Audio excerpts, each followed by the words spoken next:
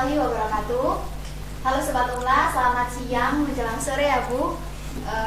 Selamat datang di kajian rutin Ekonomi Syariah Universitas Muhammadiyah Lamongan yang sempat mampir. Sekarang kita kembali lagi di season 2 episode pertama ya Bu ya.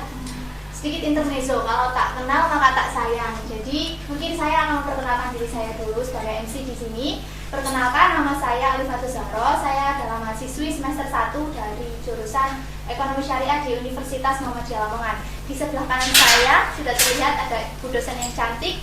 Nama beliau adalah Bu Farihah Mahfula. Beliau lulusan dari S1 Ekonomi Islam Universitas Erlangga pada tahun 2011 sampai 2015. Lalu beliau juga mengambil masternya di Master in Islamic Finance Practice in SIF Malaysia pada tahun 2017 hingga 2018. Beliau ini telah menjadi dosen ekonomi syariah di UMLA sejak tahun 2020. Bagi kalian yang mau kepo-kepo nih bisa ngepoin IG-nya, namanya Farihah Mahfula. Faricha Richa, jadi FARICHA. Dan beliau juga punya TikTok, dosen yang eksis banget ya. Nggak kalah sama Sobat Umla. TikTok beliau namanya Faricha Richa, jadi A-nya double ya guys, RICHAA. Nah begitu Bu. Oke, boleh di follow. Ya, sedikit pembahasan sedikit sebelum memasuki ke tema kita tentang resesi. Kamu bertanya-tanya tentang apa itu resesi. Apa sih sebenarnya resesi yang ada di pikiran kita, kan masih belum paham ya, masih asing resesi itu sebenarnya apa. Jadi prediksi dari Menteri Ekonomi Bu Sri Mulyani ini sebenarnya beliau telah memprediksi bahwa Indonesia ini akan menuju kemunduran ekonomi, yaitu resesi. Maka dari itu pembahasan kali ini kita akan membahas terkait apa itu resesi, bagaimana penyebab-penyebabnya dan lain-lain yang akan disampaikan oleh Bu Farihah. Silakan Bu Farihah, sebenarnya resesi itu apa sih? Oke, baik. Jadi kalau menurut temanya, jadi kamu nanya, ya, gitu kamu nanya, kata Dilan ya Bu ya. Kamu nanya apa itu resesi? Gitu. Benar. Jadi sebenarnya kan sudah banyak sekali orang yang membicarakan ya tentang resesi. Jadi kayak bilang resesi 2023, diprediksi akan 2023. Bahkan ada yang bilang sampai 5 tahun ke depan itu perekonomian dunia itu akan gelap seperti itu. Lama ya Bu ya? Iya. Tapi kita sebagai sebagai seorang ekonom muslim, kita tidak boleh seperti itu. Jadi kita tetap harus optimis. Nah, sebelumnya tadi kamu nanya kan apa itu resesi. Kita bertanya-tanya nih Bu. Jadi kalau secara mudah kita pahami bahwa resesi itu adalah perlambatan atau penurunan aktivitas ekonomi. Nah, kalau aktivitas ekonomi pasti ada 3 kan, produksi, konsumsi, dan juga kayak distribusi. Jadi perlambatan ketiga aktivitas ini, yang perlu digarisbawahi adalah secara signifikan, meluas, dan juga berjangka. Seperti itu. Atau kalau mungkin secara bahasa teorinya itu, berarti penurunan PDB atau GDP secara terus-menerus, signifikan, dan juga meluas seperti itu. Waduh, PDB ini apa nih Bu ya? Sebelum kita masuk pembahasan selanjutnya, kita nih masih asing. PDB itu apa sebenarnya PDB? Oke, baik, kalau kita GDP atau PDB itu mungkin anak ekonomi ya, itu salah satu alat yang sering banget dimention ya. Benar. Jadi kalau secara mudah kita artikan PDB itu kan berarti total output dari barang dan jasa yang dihasilkan oleh suatu negara pada periode tertentu. Secara mudahnya seperti itu. Begitu. Baik Bu, lalu sebenarnya ya Bu ya, kalau kita mendengar kata resesi itu kita terbesit ada kata krisis. Lah, perbedaan antara resesi dengan krisis itu apa? Oke, baik. Jadi kalau misalnya kadang kita ada resesi, terus apa bedanya sih krisis sama resesi gitu kan? Jadi sebenarnya resesi itu lebih besar daripada krisis. Makanya pengertian resesi tadi kan secara signifikan, berjangka dan juga meluas. Kalau krisis sendiri itu biasanya hanya berdampak pada sektor-sektor tertentu gitu. Jadi contohnya kalau misalnya yang terkenal mungkin Tutus masih ngalami ya 2008 udah lahir kan ya? Udah Bu, tapi masih kecil kayaknya. Sama masih juga masih kecil waktu itu juga saya masih TK ya. Benar. Jadi kalau pada kita membahas tentang krisis moneter 2008 sebenarnya akibatnya itu karena terjadi di Amerika Serikat gitu. Karena awalnya ada subprime mortgage, jadi memberikan pinjaman atau KPR perumahan kepada orang yang tidak mampu gitu ceritanya. Nah kemudian ternyata banyak sekali yang daftar gitu, padahal kalau menurut kemampuan kan biasanya kita kalau di bank itu lihat di 5C, kemampuannya, kondisinya, dan sebagainya.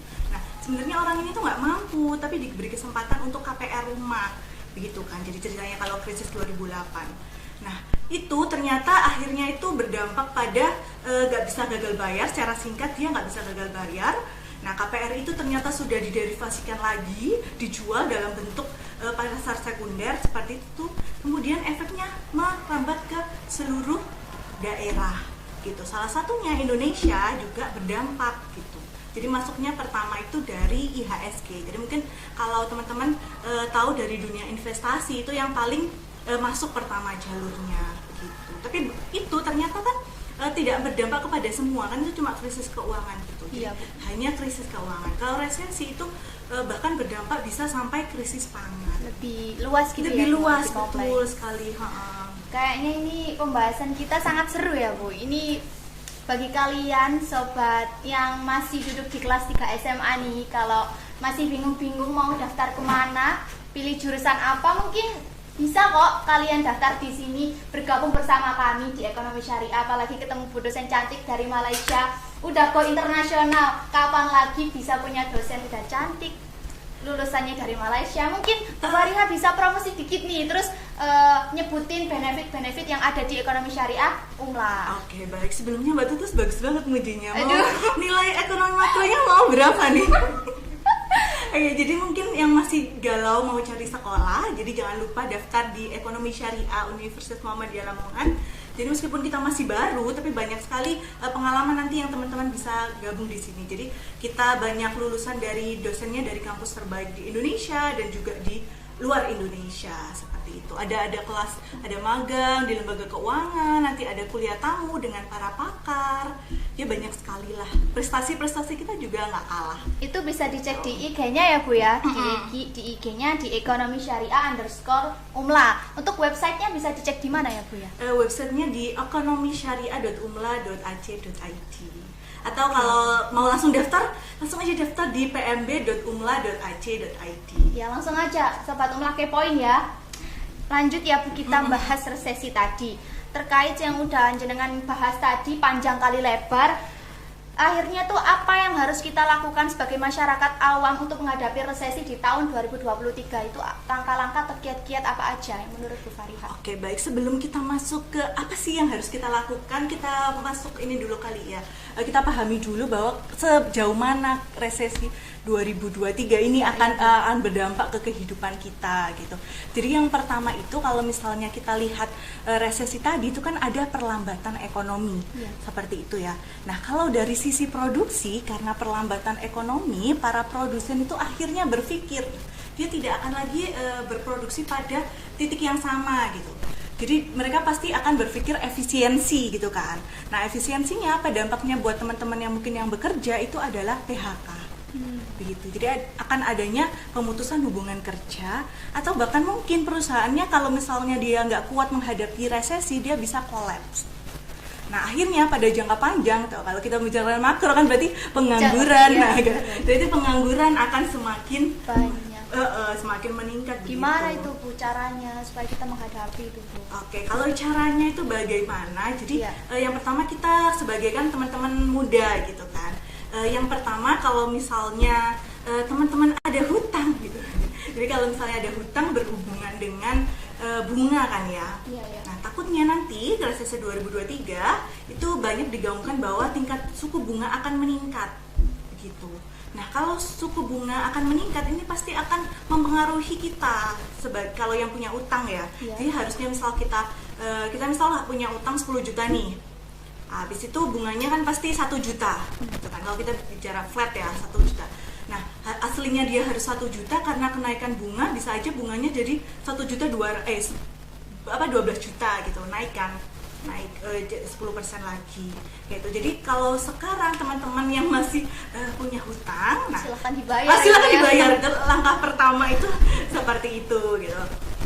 Yang kedua adalah teman-teman siapkan dana darurat, atau kalau misalnya teman-teman udah nggak punya hutang, siapkan dana darurat. Apa itu Bu dana darurat? Dana darurat itu apabila tadi kan efeknya kita tadi nggak punya pekerjaan, nah, akhirnya pendapatan kita kan nggak tahu dari mana. Iya. Sedangkan kadang mencari pekerjaan itu tidak semudah itu, begitu. Nah, akhirnya kita harus mempersiapkanlah dana darurat, gitu. At least untuk kita bisa hidup 3 sampai 6 bulan. Gitu. Jadi nanti kalau misalnya resesi datang, kemudian kita seenggaknya ada uang cash gitu. Motif memegang uang berjaga-jaga. Iya.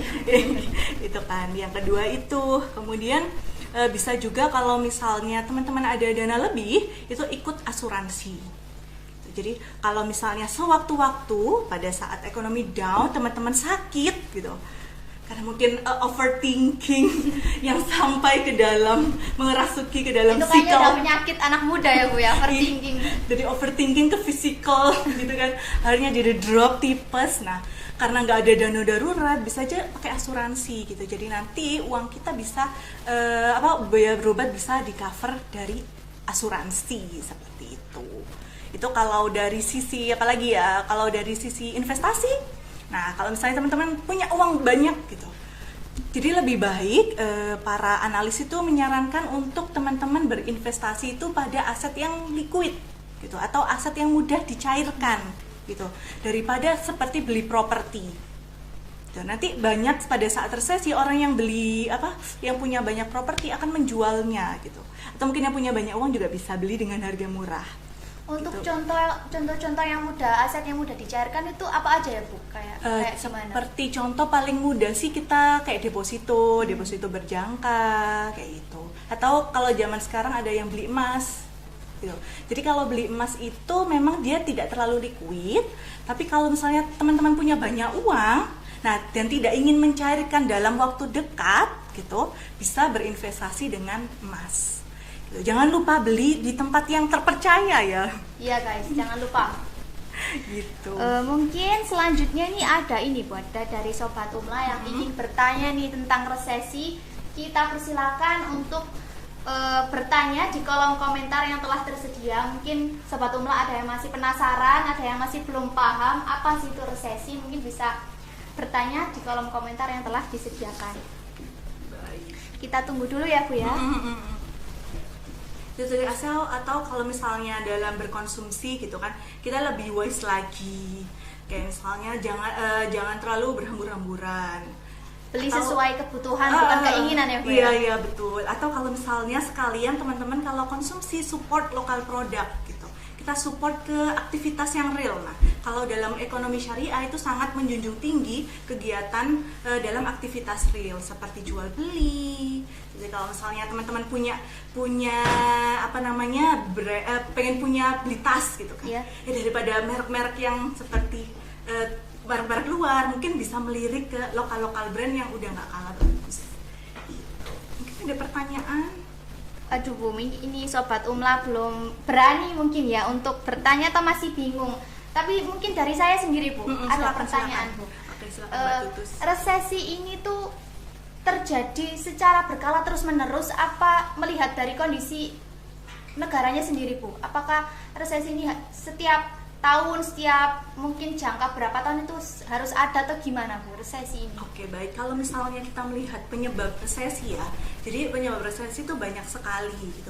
Misal dari goncangan ekonomi, bencana alam, inflasi yang terus menerus, atau deflasi yang terus menerus. Itu bisa menjadi penyebab resesi. Nah, ini salah satu domino efeknya mungkin dimulai dari ekonomi kita tidak baik-baik saja semenjak COVID ya. Oh iya benar Bu, benar banget. Itu kan krisis COVID itu kemarin, jadi orang yang biasa bertransaksi, berproduksi tiba-tiba harus berhenti seketika, harus di rumah. Iya. Nah, akhirnya produksinya menurun, kemudian daya beli masyarakat juga tidak sekuat pada saat sebelum COVID. Ya, Gitu. Jadi ada mungkin perkataan yang miskin semakin miskin. Iya benar Bu. Yang kaya karena yang kaya nggak bisa jalan-jalan ke luar negeri, uangnya jadi tertabung gitu. Iya. Kayaknya sudah ada ini Bu dari Sobat Umla, tapi kami sangat mohon maaf, kayaknya kami buka pertanyaan 3 ya Bu. Boleh. Karena keterbatasan waktu yang kami punya. Ini ada dari Mas Wahid Maulana. Oke. Ada pertanyaan, hal apa yang dilakukan pemerintah untuk menghindari resesi tersebut, Bu? Mungkin bisa langsung dijawab dulu oleh Bu Maria. Oke, baik. Kalau misalnya kita membahas tentang pemerintah, tadi kan sudah kita sebagai individu ya. Nah, pastinya pemerintah itu sudah punya alatnya, punya instrumennya. Kalau dulu untuk mengendalikan jumlah uang yang beredar, inflasi itu pakai tingkat bunga. Nah, sekarang itu pemerintah ada namanya kebijakan tuh yang bersifat makroprudensial gitu. Makroprudensial itu seperti kebijakan yang seperti kita Bank Indonesia dan OJK itu menyelimuti gitu, kayak melindungi semua lembaga keuangan yang ada di Indonesia melewati seperti itu. Jadi kalau misalnya secara teori mungkin dari permainan ini ya, permainan suku bunga. Nah, beberapa negara itu sudah banyak yang meningkatkan suku bunga gitu. Biar apa? Biar uangnya apa tadi udah kelas jumlah uang beredar. Oke. Ya, saya bisa tertarik ya. Kayak gitu ya, begitu. Ngomong-ngomong soal kelas nih lagi-lagi, pokoknya guys, kalian Sobat Umla nih yang benar-benar masih bingung mau ambil jurusan apa di ekonomi syariah itu benar-benar seru banget. Tadi disinggung sama Bu Faria, aku habis saja belajar soal agregat demand sama agregat supply yang benar-benar itu seru banget.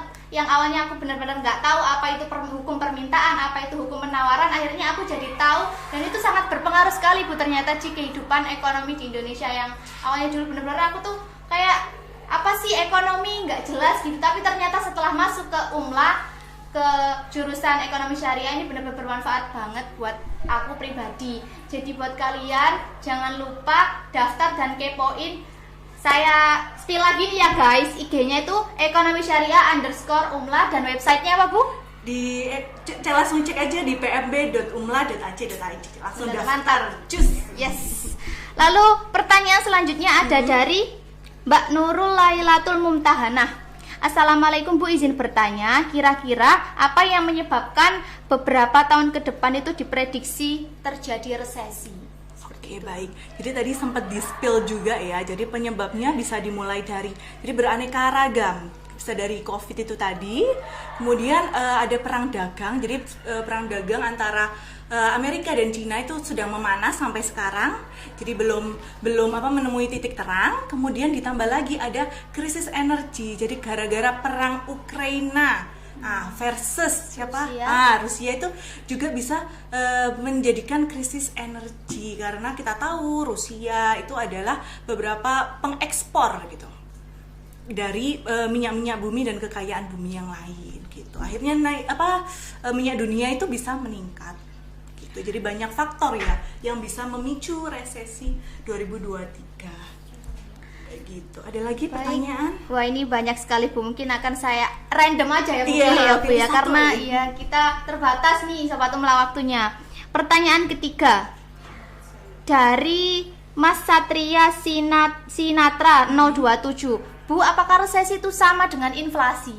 Oke. Tadi sudah ini ya di-spill, jadi beda ya resesi sama inflasi. Tapi inflasi bisa menyebabkan resesi itu tadi. Begitu juga dengan deflasi. Jadi deflasi, penurunan harga secara terus-menerus juga bisa menyebabkan resesi. Oh, saya tiba-tiba blank. Saya juga tiba-tiba blank, ini gimana? Ini soalnya waktunya istirahat ya Bu, jam-jam istirahat. Ya. Terus tambahan satu lagi ya, mungkin sebagai ekonom muslim, jadi kan kita ingat bahwa dalam kehidupan ini kita tidak hanya pada sisi ekonomi saja. Jadi kita harus tahu ada namanya sosial. Nah, dalam Islam itu ada namanya redistribusi pendapatan gitu. Jadi pada saat nanti terjadi bencana atau nanti terjadi resesi ataupun sekarang, jangan lupa bahwa kita setiap muslim itu punya kewajiban untuk redistribusi pendapatan dari zakat, infak, sedekah dan sebagainya. Harus menyisihkan uang kita ya Bu ya, untuk kepada orang yang lebih membutuhkan. Jadi siapa tahu kita menanamkan satu benih, tapi ternyata kita orang itu tadi bisa mengolah sehingga bisa menjadi hektaran. Benar sekali Bu, benar sekali.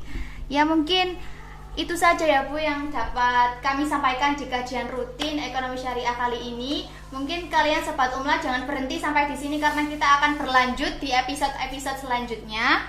Untuk terakhir kalinya mungkin saya akan menyimpulkan dari podcast hari ini bahwa resesi sendiri itu adalah suatu kemunduran ekonomi yang penyebabnya salah satunya tadi sudah disebutkan adanya COVID-19 yang yang akhirnya menurunkan daya konsumsi ya Bu ya dari masyarakat Indonesia yang awalnya itu suka banget untuk beli-beli, akhirnya jadi menurun seperti itu. Dan resesi ini terjadi selama 2 kuartal berturut-turut seperti itu ya Sobat Umlah.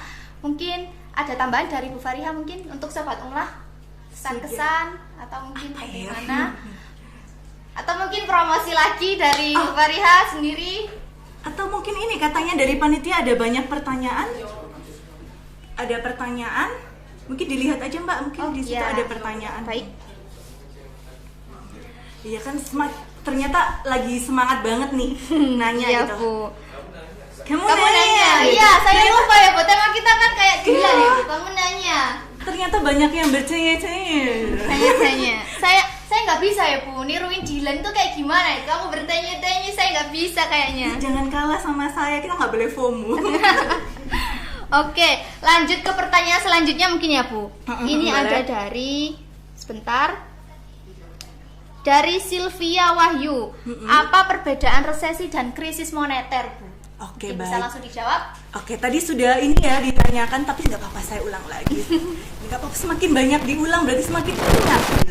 Jadi kalau dibilang bedanya resesi dan krisis itu lebih kecil daripada resesi, atau resesi itu lebih besar daripada krisis. Nah, krisis itu bisa memacu atau memacu ya, bahasanya jadul banget, memicu untuk datangnya resesi seperti itu. Nah, resesi itu tadi kan signifikan, luas dan juga berkepanjangan. Nah, sedangkan krisis itu biasanya tidak seluas dan tidak berjangka itu gitu. Jadi lebih kecil daripada resesi. Jadi kalau krisis contohnya adalah krisis seperti yang terjadi pada tahun 98, kemudian krisis 2008 itu pada saat saya belum lahir, itu saya juga nggak tahu.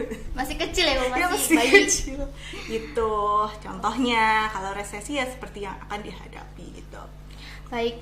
Ada lagi? Pertanyaan selanjutnya ini panjang sekali Bu. Dari Mas Askar Raffi. Assalamualaikum Ibu, izin bertanya. Waalaikumsalam. Iya Kakak menjawab. Kesimpulannya, apakah resesi itu penting untuk perkembangan ekonomi di Indonesia, dan apakah dampak positif dan negatif dari terjadinya resesi? Oke, baik. Kalau misalnya resesi itu adalah kadang sesuatu yang tidak bisa terhindarkan. Jadi seperti resiko ya teman-teman, kalau misalnya belajar resiko, jadi kadang suatu resiko itu bisa kita hadapi, bisa kita minimalisir, atau bisa kita hindarkan, atau kita tidak peduli dengan itu gitu. Jadi kalau misalnya kita resesi itu kita harus sadar bahwa resesi itu ada, jadi harus aware gitu. Nah, contohnya apa yang harus kita lakukan ya seperti itu tadi gitu. Kita harus lebih, misalkan dalam berkonsumsi harus lebih mindful lagi, menghemat, kemudian support kegiatan pada aktivitas real seperti itu. Baik.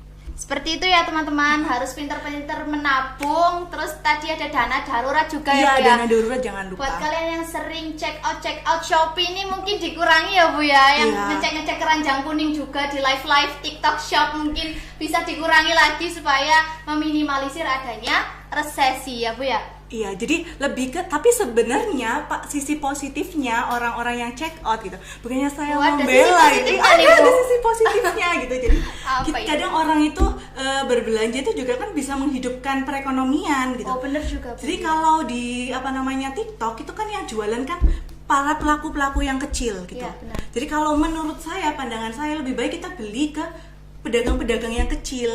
Karena apa? Ya ingat ya, siklus ekonomi. Kalau kita memberikan pendapatan ke orang itu, akhirnya orang itu punya pendapatan, dia bisa ada daya beli, kemudian dia bisa melakukan aktivitas ekonomi yang lain.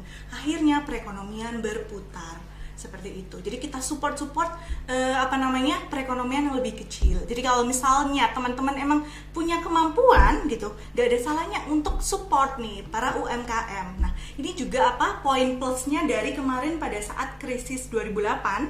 Jadi katanya para ekonom, salah satu hal baiknya kenapa kita tidak terlalu berdampak dibanding dengan negara lain, karena para UMKM kita itu survive gitu.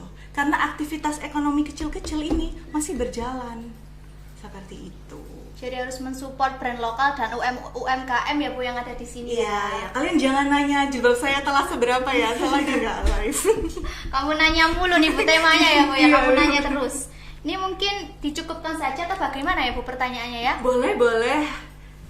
Ya mungkin karena keterbatasan waktu lagi-lagi kita nggak punya waktu banyak ya Sobat Umla, mungkin bisa ikut di podcast yang selanjutnya di episode yang kedua. Kita cukupi saja podcast kali ini bersama Bu Fariha. Kesimpulannya saya telah bilang tadi bahwa resesi itu terjadi salah satunya itu karena ada pemicunya, itu adanya COVID-19 yang akhirnya menurunkan daya beli dan konsumsi dari rakyat Indonesia. Dan ini terjadi selama 2 kuartal berturut-turut, bukan seperti itu Bu? Iya, jadi resesi ada atau tidak, kita harus berekonomi secara bijak. Betul sekali, berekonomi secara bijak. Ya mungkin kamu nanya kali ini telah terjawab, ya, semoga terjawab. Ya, semoga terjawab ya. Gitu pakai gitu ya Bu, semoga terjawab gitu. Iya. Mungkin itu saja yang dapat kami sampaikan. Kurang lebihnya kami sangat memohon maaf atas keterbatasan waktu yang kami punya juga. Akhir kalam, wassalamualaikum warahmatullahi wabarakatuh.